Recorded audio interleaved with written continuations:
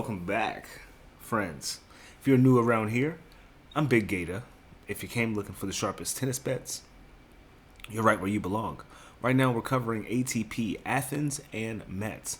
Made it to the second round, so get in the comments, let me see what you got going on for tomorrow. And keep your eyes peeled for my pinned comment so you can see what I will be playing as well. Alright? If you do like the breakdown of these matches, please give this video a like. It goes a long way. Thank you in advance. And if you would like to further support the channel, get the picks as soon as I upload, you can subscribe. We're almost at 800 subs. This is crazy. Let's keep going. Hopefully we can get 1,000 before the year is up. That'd be sick. So, if you are feeling extra generous, there's a link in the bottom of the pinned comment if you want to donate, as well as a link to my free Discord. We have picks for NBA, NFL, soccer, other stuff. Just get yourself involved, all right? With that being said, what are we looking like for today? Huh? So, we took Demir Jumhur for a set, as well as Tomas Martin Etcheverry. They both did that for us. Etcheverry actually got the win. I knew he was going to, but I just had to be first round safe, and bang. So, we'll take the plus, 142? Fine by me. Good stuff. Looks like Korda still got the win on Jumhur. It is what it is. We move on. We move on to the next day, all right? Something I haven't talked about, which I'll try to remember for the end of this video, is futures. But honestly, before we get into it, I think Bublik's going to win Metz, and I think Djokovic is going to win Athens. But that'll be explained, I'm sure, in the video at some point. And our first match we're going to talk about is going to be in Athens, and that's going to be Miomir Kecmanovic going against Luciano Darderi. And boy, this is going to be their fourth head-to-head. First time on the indoor hard courts, but they played earlier this year in Winston-Salem, and Kecmanovic destroyed him. Looking at how he looked against Maifshak yesterday, yeah, this is a court where he's going to play well in. So it is no surprise to me that the money line in Athens for Mr. Kecmanovic is only minus 194 for some reason. Now, you guys know me. I do like Darderi. Even though he don't be winning, he's lost, 8 straight sets on the indoor courts. 6 straight, actually. I think Kecmanovic beats him.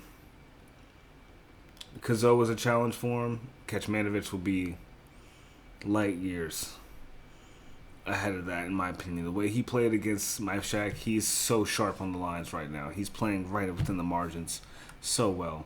Playing the baseline very strong. Serve is pretty iffy, though, honestly. Darderi has a really good serve, so that could hold him in it. Could get a tie-break situation, honestly, out of these two jokers.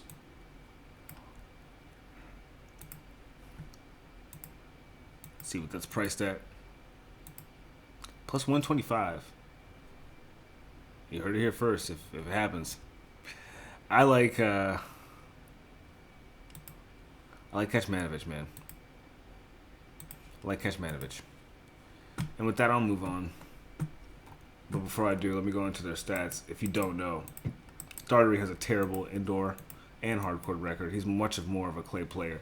He has an 11% win rate on the indoor courts, going against Kecmanovic, who has a 50% win rate. So 39% difference in win rate on this surface. I would put it on Kecmanovic.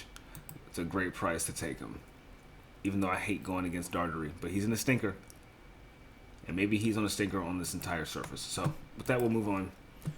Our next match is going to be Etcheverry. It's going to be Alexander Muller going against Etcheverry.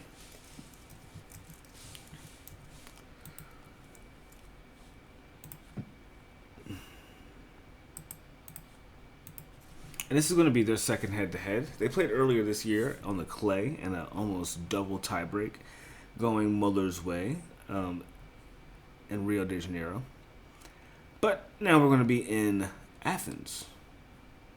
He could have been in France, but he's not. He's in Greece now, Mr. Muller. And Etcheverry. who does play better on clay, lost to him. So, does say a little bit about the matchup on an indoor court. Etcheverry's better, bro. But I still think he's only good for a set. He's not that much of a favorite again. It's the same price for him to take a set again. He's minus 142. It's a good price to take him at, but something about this man. Muller is good, man. Like, you looking at who he's played recently, right? He beat Struff in the first round, which was not expected. Third set tiebreak. Took a set off Felix Auger-Aliassime. Tiebreak, but so be it. Oh no, he broke him. But hasn't been playing all that well. But he's been snapping onto the indoor hard courts in a pretty interesting form. Still can trust Etcheverry, though, to get the win.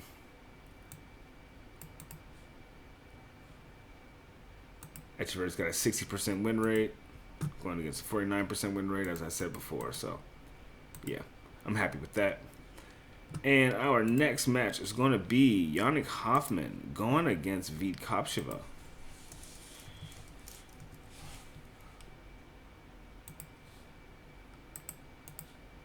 And this is going to be their first head-to-head, but so far, Hanfmann's played about 3 matches. He hasn't dropped a set yet here. Kopriva beat Opelka in straights. Crazy underdog. He was like plus 315 or some shit like that. Lost his Missouri, but took a set off of him. Promising. Jaime Faria beat him in straights as well. So, both been playing pretty well. On the indoor courts, though, Hanfmann definitely has the edge. Lost to Firmly, though, recently. But lost to Musetti as well, who's been playing really well this season. Made it to the third round in Shanghai. Yeah, he hasn't been playing terribly. Kopriva's been hot and cold. I like him, but he's been a bit cold recently. But the 35-year-old Hanfmann, the German, has been doing a bit well. So, at the very least, I think he's good for a set in their first head-to-head.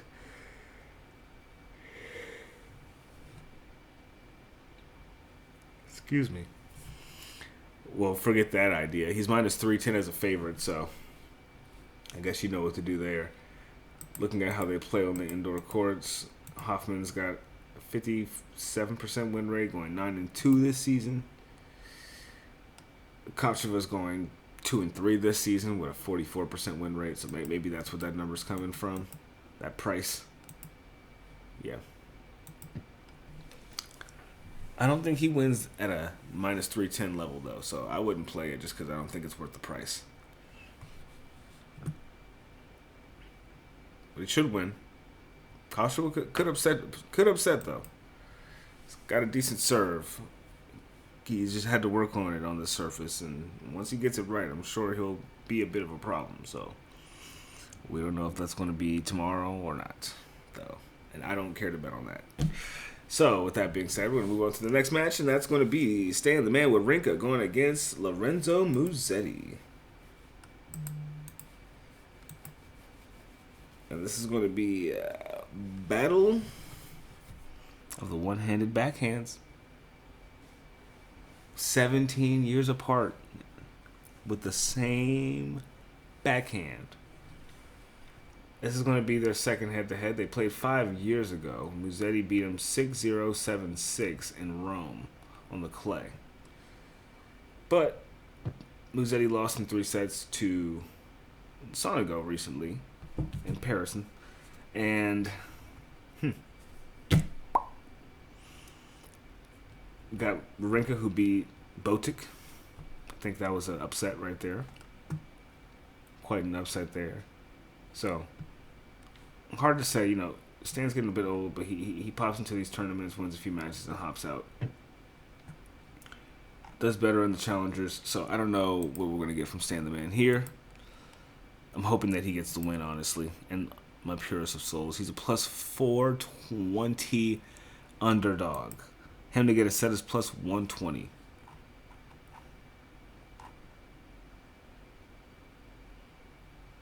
I don't know, man. What's the spread at? 4.5? What's the 6.5 at? What's the 6.5 at? Minus 450. Don't even. Nah. We ain't doing that. 5.5 minus 230. What do we think? What do we think? Don't know. Thinking about it too much. Leave it alone.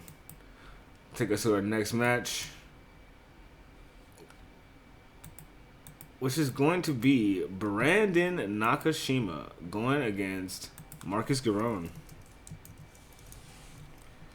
And this is going to be their, what? 5th head-to-head? They played once this year, back in Chengdu, right? Back in the quarterfinals, it went to a 3-setter. 3rd set tiebreak, okay? It was close. But Nakashima won. It's 3-1 Nakashima in their head-to-head history. Every time they play on a hard court, he beats him.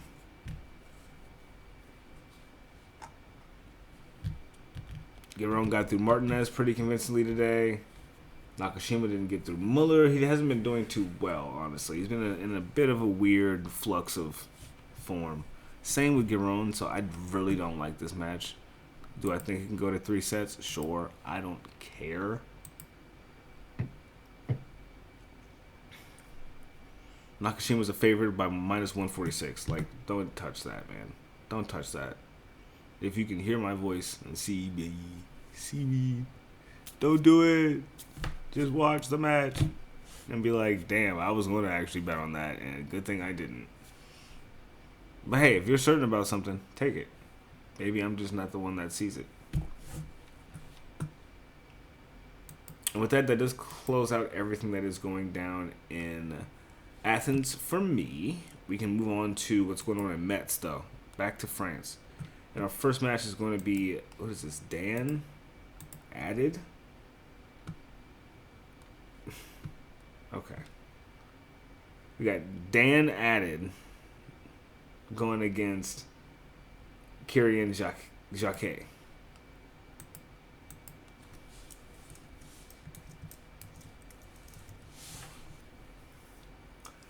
And this is going to be their first head-to-head.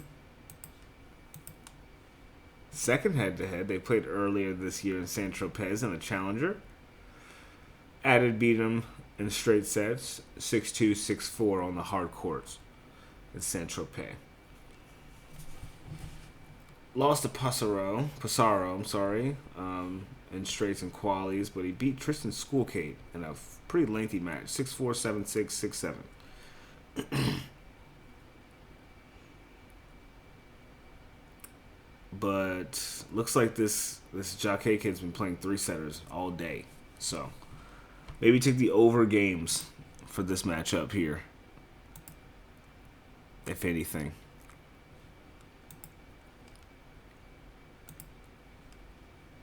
Right. Makes sense. They don't got no price on this on FanDuel just yet, so let me look on DraftKings and see what they're talking about over there. All right, so Jacquet is actually a minus 184 favorite here, even though he lost when they played recently, just last month.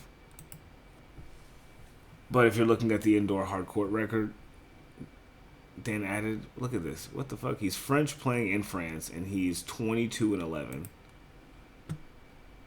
And then we have Jacquet, who's also French. He's 5-3.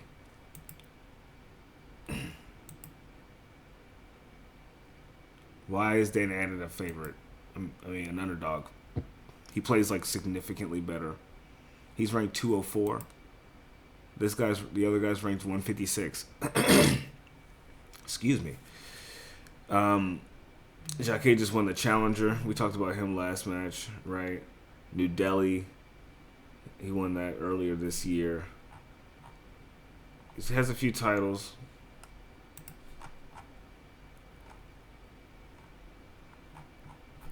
Added couldn't get there just yet, but he keeps getting close. He gets far in tournaments that he plays in for the most part of this season. He's been playing really well. He's 67-29, going against Jacquet, who's 34-22 this season.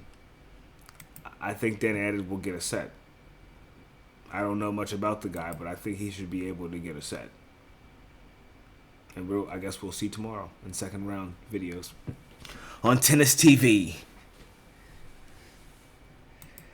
And we'll move on to the next match, which is going to be what? We got Clement Tabur going against Alexander Blockx.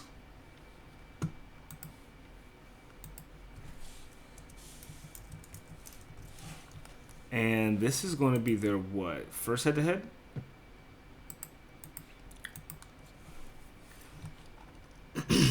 Yeah, so far we've seen Tabur go through Sachko, Budkov, Kier, and Kovacevic. And he got rid of Kovacevic in straights. Blockx got through Pissarro in about 3 sets, so he's still in good form.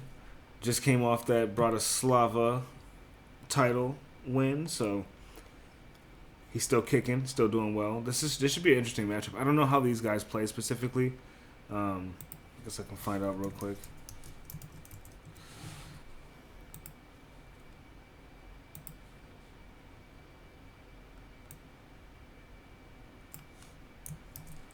Let's find out real quick. Who's the other guy? Blockx. Okay. Shouldn't take us too long.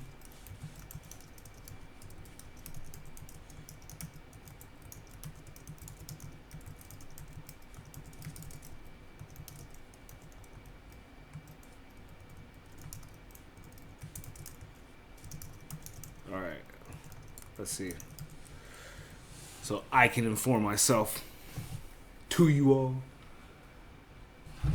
So Tabur is a baseliner, but looking at the record, he's a clay guy. He's not the best returner, though. Looks like he has a low percentage of his return points won and return games won. So going against a big server could be his weakness.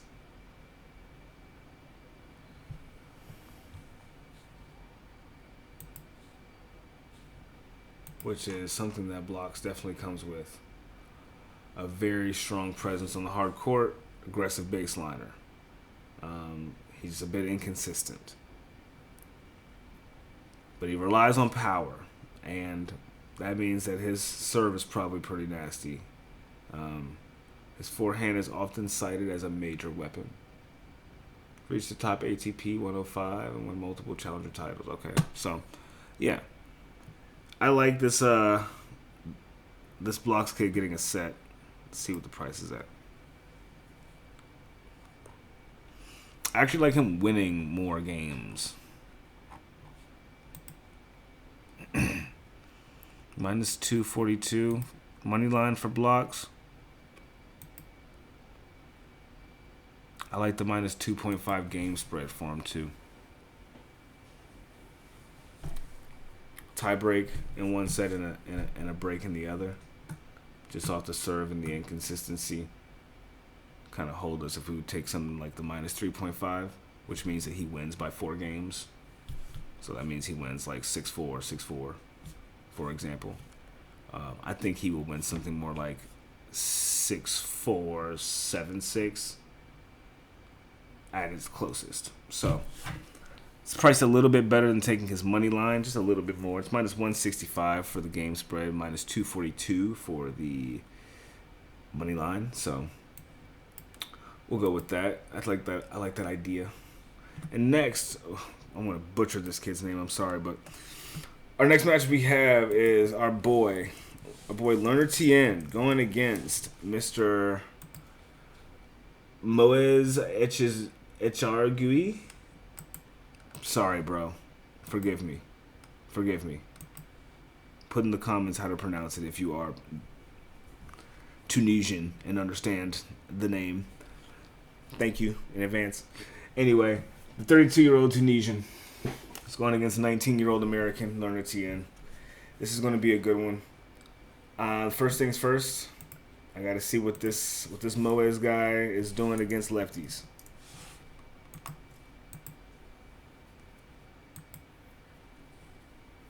He's a righty.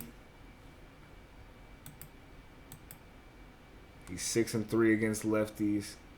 How about? He's never played against a top 100 lefty, let alone a top 50.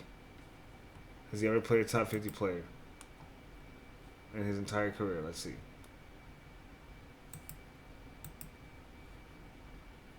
No. He's never played a top. This is his first top 50 player he's playing. He's 19 years old. Whoa. Okay.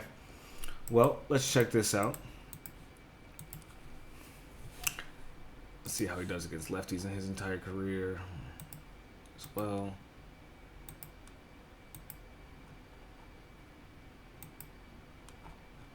Okay, now he wants to show off.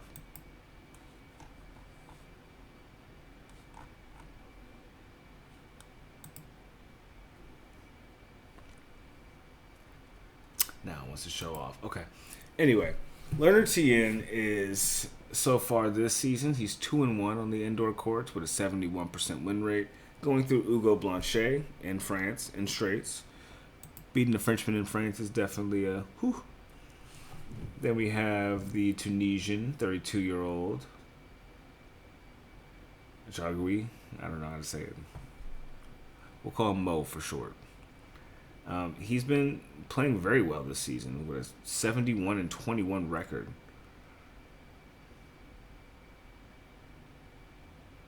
(64-13) on the outdoor hard courts with a 66% win rate. 3-4 on the indoor with a 30% win rate.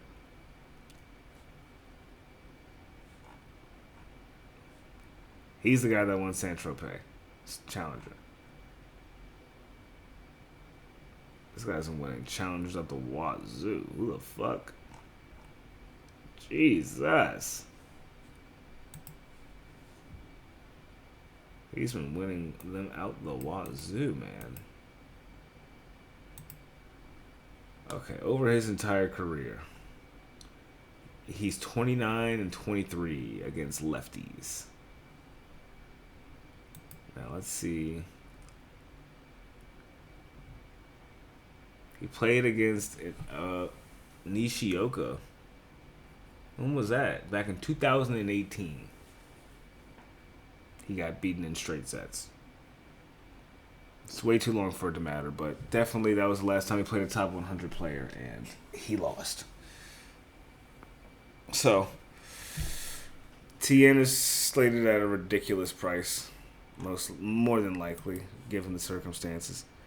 Minus 950. Him to win in straights is minus 275. I would go for the spread here just because. Damn, they got it at minus 5.5. Damn. Damn. They think he gonna beat him like that? Hey, man, fuck it. So do I. So do I. 6'3", 6'3", definitely doable. But let's see if he's done it recently. He just did it yesterday, right? Against Blanchet. So Blanchet is ranked what? 143. This guy's ranked 140 with a better record. Could be a bit of a challenge for him. This guy could cover. This guy could cover. Be a little wary about that one.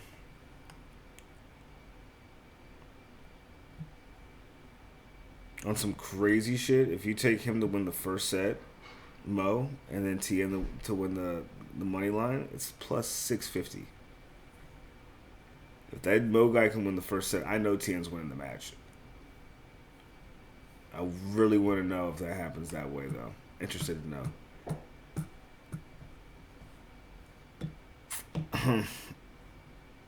I think this might be a longer one. 19.5 games? Okay, we can alt that down to 17.5. I think that's definitely a thing. I don't think this guy has been winning this much and just like loses outright this fast against Tien. I don't. You gotta know how I am about the guy. You know how I am about the kiddo, bro. Tien is great. So, anyway, we'll move on. We have another lefty, but this one's a Frenchman. Okay. We have Hugo Gaston going against Daniel Altmaier. And this is going to be a freaky matchup, boy. What the fuck? This is going to be their second head-to-head. They played last year in Kitzbühel on the clay. It went to a 3-setter. Hugo ended up winning. So, there was a second set tiebreak in which he lost. And, yeah. Hugo's been on a bit of a crazy win streak. He's on a 6-match win streak. Didn't think he'd be saying that this season, huh? But here we are. Ugo's on a smoker right now. And Altmaier just beat Rinderknecht in straight sets. So, if he's doing that to Casper Ruud and Giron, I don't really think Hugo is... I don't care that he's playing well. Terence Ottman doesn't play well on the indoor courts. I like the idea of him getting a set, and I was fried for that. I think he's good for the year. And Gaston is still grinding, though. Beats Missouri in the final back in Brest. He plays really well in France right now, as of recently. There's only 2 places that he didn't do too well in the first round, but since he's come back to France, he's been balling on the indoor courts. So maybe take the Altmaier spread. It's at 1.5. That's just ridiculous. That's just like who you think's going to win or not at that point. So I'm staying away from that match anyway. But there's stats on the indoor courts. As we know, Hugo has pretty good stats on the. He's 15-3 this season. Altmaier is 8-7. So. With that, we'll move on. Okay. And our next match is going to be Mr. What is this guy's name? Vitaly Sachko going against Alexander Bublik. And this is going to be their first head-to-head.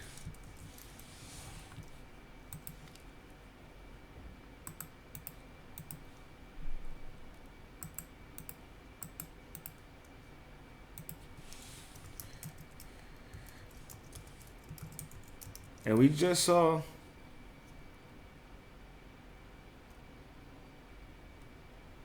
Sachko bust down Giovanni and Pecci Pericard, right? I saw the highlights. Found him somewhere. Interesting play style. Funny forehand. But he could return the ball. He found a way to return in the second set. Maybe because Gio's serve dropped a bit, but he won a tiebreak against Gio, which is what Gio's known for. So if you're beating him in that, then you are good to go. Returning the ball pretty well. Moves pretty well. Baseliner, though. Bublik is going to fucking toy with this man. I don't know if he's ready for all this. So, just looking at the indoor court stats, he's 13-10 this season, Sachko. Bublik is 8-5 with a 62% win rate, going against Sachko, who has a 59% win rate. This may be one of the most simplest locks I have stumbled across.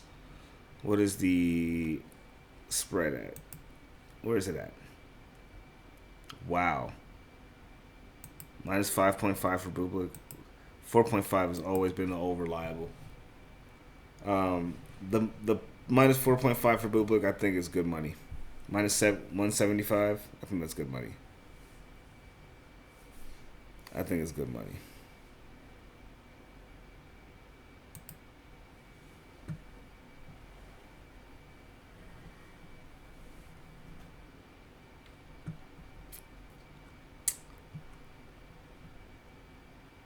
let's see.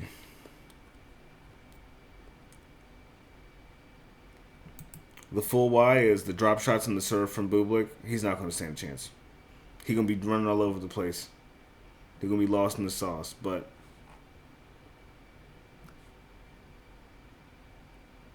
really not supposed to bet on Bublik. I told myself I wouldn't bet on Bublik in this first round back at matches. But we know he has to win this because he is ranked 13 in the world right now. And if he wins this tournament, he gets an extra 250 points. So that puts him in the ranking where? Let's say if he wins, let's check the rankings right now. Get to the real meat and potatoes. So, the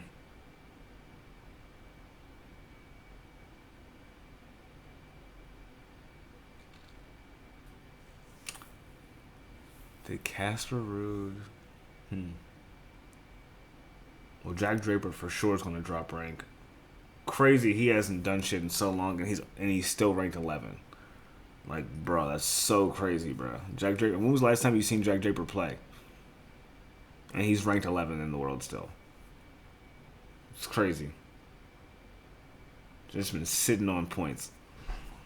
Medvedev is now 12, and Bublik is 13. Okay, he has 2,800 points.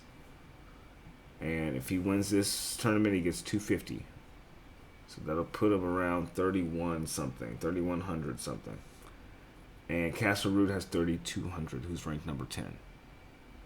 So unless Casper's losing points from playing in this tournament last year,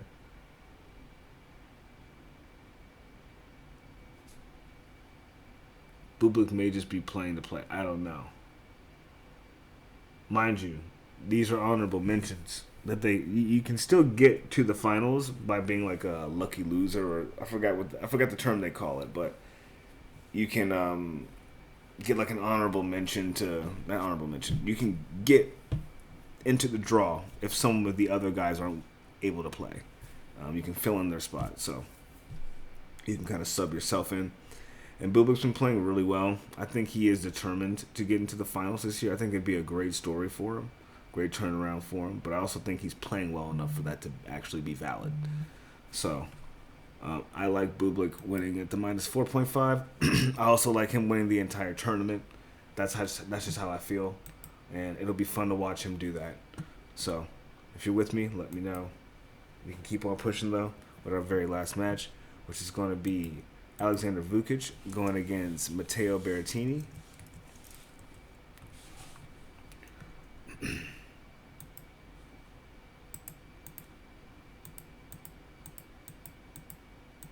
And this is going to be their third head-to-head. It is 2-0 Berrettini. They've played... What the fuck? In the same place year after year. The Phoenix Challenger. That's where it goes down for these guys. In the Phoenix Challenger. Out of the 4 sets they've played that Berrettini has won, 3 of them have been tie breaks. I would love to just take the fact that it's going to go to a tie break here, but I really just don't. I really think that Vukic is going to just beat him. I think Vukic is balling right now. I watched that Mutet match. If you can beat Mutet like that, bro, I don't know. Conton at least hasn't been in great form. This guy has been. Tie break with Taylor Fritz. Berrettini's getting tie breaks with Demonar. Like, I don't know. I like Vukic. Where's the spread at for him? God, minus 309 for Berrettini. He is getting slowly back in form, but I don't know if he's doing all that. Vukic to win a set is minus 135. I like it. I might play Vukic on DraftKings, to be quite honest with you. I trust him a lot more than I trust Berrettini right now. And that's just me. You can be like, Gator, you're fried. I can be fried. That's totally fine. But I be right when I be fried, too. When you be calling me fried, I be right sometimes, though. So remember that. Because I remember when I'm wrong and when I'm right. Anyway. There is 6-4 for Vukic this season on the indoor courts. and 4-3 for Berrettini. Vukic has a 60% win rate on the indoor courts. Berrettini has a 55. But rank-wise, Berrettini took a brief hiatus and still ranked 63. Vukic is fighting for rank at 87. So, on his best day, he was 48. Berrettini's best day, he was number 6. So, it's been some time since we've seen that, but still, never know. People just bring back into their top form, and you're like, oh shit, that is them. So, I like Vukic for a set, but I probably won't really touch it. I feel pretty confident in it, but I don't think I want to touch it. I don't care to have my money lost over Berrettini, honestly. So, with that being said, that is everything I do have for round 2. Like I said before, I think Bublik is going to win all of Metz. Let me know who you think is going to be winning. I think Djokovic should be in good shape to win the whole thing. He said he doesn't know how he's going to be going to Turin just yet. That much I know. I read somewhere that he said he's going to play through this tournament and see how he is. And if he's all right, he'll play in the finals. But he don't know. So we don't know what we're going to get from him really every day. But I still think he's better than everybody here. So that being said, thanks for listening. Thanks for stopping by. I appreciate you all. Love you all. And I'll catch you tomorrow in the next one. Same time. Okay? Peace.